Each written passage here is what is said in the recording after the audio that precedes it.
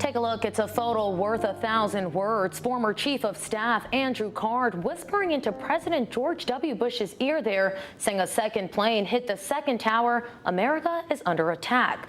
The photo of President Bush and videos like this of the Twin Towers smoking, people running for their lives, and debris piled up are images that stick in Americans' minds 24 years later. Thank you so much for staying with us at 5:30. I'm Annette Montgomery. And I'm Tim Lammers. Yeah, you don't forget, especially that photo of the president.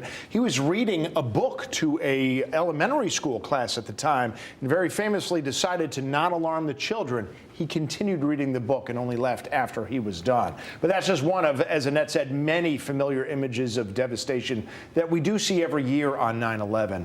Now, Fox 61's Victoria Anderson has been on the search to find some unseen stories from that day from the lens of our very own hometown heroes. But first, we do want to warn you, some of these images you are about to see may be disturbing, but we're sharing them in an effort to shine a light on the courage and loss in the days that followed. 50 stars surrounded by red and white lines. It's the iconic American image, but it was images of terror taken 24 years ago that we remember on 9/11. But somehow, all those years later, there's still some photos that we haven't seen. From 9/03 to the numbers 9/11 becoming synonymous with never forget. And while these images of mass murder are something that Americans will never forget, new ones can help us remember. 24 years later, Can you tell me the order of these pictures? Oh, Jesus. So, here's a series of photos that started right here in Beacon Falls, Connecticut. Let me just bring the camera. If I have the opportunity to take some shots just to convey to the world what's going on down there, I will. Some never-before-seen images taken by Beacon Falls EMS Captain Jeremy Rodorigo show an unrecognizable world days after snow fell in September. Bring as much stuff as we can fit in the back of an ambulance and drive down to Ground Zero and give it to whoever needs it. I was driving in 6 inches of concrete dust. Rodorigo and former Fire Chief Doug Bousquet parked near the pile and answered the question millions of Americans asked while glued to the TV. Is it as bad as it looks? It's worse, actually. Clean clothes, gloves, even candy bars were hit by the inflation of devastation.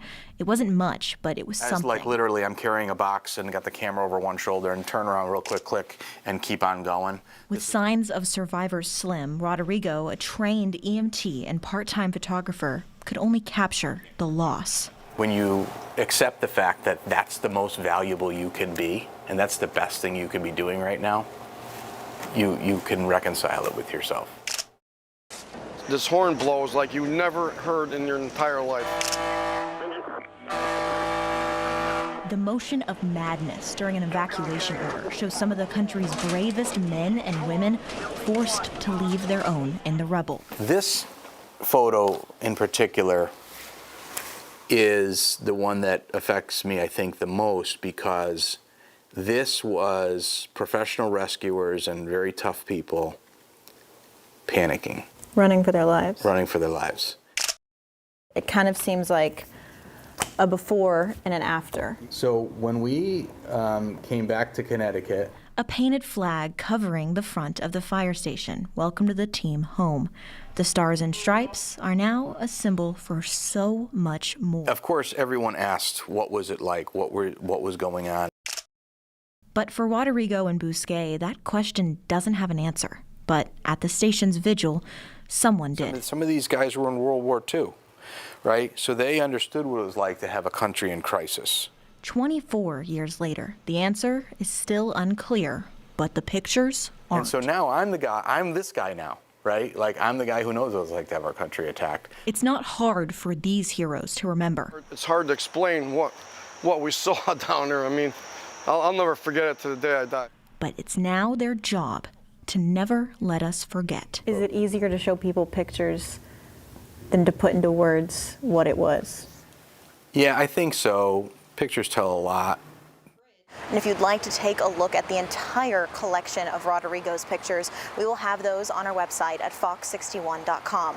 Reporting in Beacon Falls, Victoria Anderson, Fox 61.